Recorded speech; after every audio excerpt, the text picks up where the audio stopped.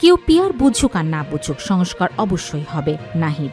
জাতীয় নাগরিক পার্টির এনসিপির আহ্বায়ক নাহিদ ইসলাম বলেছেন, দেশের জনগণ ও কক্সবাজারবাসী দীর্ঘদিন ধরে সংস্কার ও বিচারের অপেক্ষায় রয়েছে। তাই জুলাই মাসেই জুলাই ঘোষণাপত্র প্রকাশ করা উচিত। কেউ পিয়ার বুঝুক আর না বুঝুক, সংস্কার অবশ্যই হবে, কারণ জনগণ সংস্কার চায়। সেটাই দেশের উন্নতির একমাত্র পথ।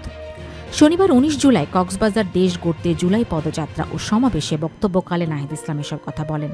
নাহিদ বলেন, দেশের উন্নয়নের জন্য উচ্চকক্ষে পিয়ার বাস্তবায়ন করতে হবে এবং নির্বাচন কমিশন সহ সব গুরুত্বপূর্ণ পদে নিরপেক্ষ নিয়োগ নিশ্চিত করতে একটি শক্তিশালী কমিশন গঠন আবশ্যক। তিনি সব রাজনৈতিক দলকে সংস্কারের পক্ষে দাঁড়ানোর আহ্বান জানান।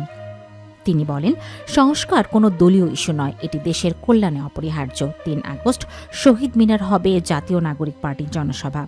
সেখান থেকে আমরা জুলাই সনদ আদায় করে নেব ইনশাল্লাহ। নাহিদ বলেন, অতীতে ফ্যাসিস্ট শাসনের সময় কক্সবাজার ছিল সন্ত্রাস ও মাদকের স্বর্গরাজ্য। নারায়ণগঞ্জের মতো কক্সবাজারেও গডফাদাররা ভয় ভীতি সৃষ্টি করত। তবে বর্তমান সরকার সেই গডফাদারদের অবসান ঘটিয়েছে এবং নতুন কোনো গডফাদারের জন্ম দেয়া হবে না।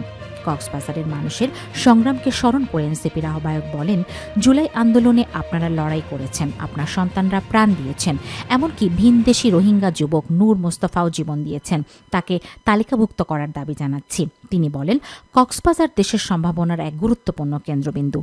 বঙ্গোপসাগর ঘিরে বাংলাদেশ দ্রুত অগ্রসর হবে। দেশের সমুদ্র শক্তি ও নৌশক্তিকে বলবান করতে হবে। এই লক্ষ্য পূরণে কক্সবাজারকে শক্তিশালী ঘাঁটিতে রূপান্তরিত করতে হবে।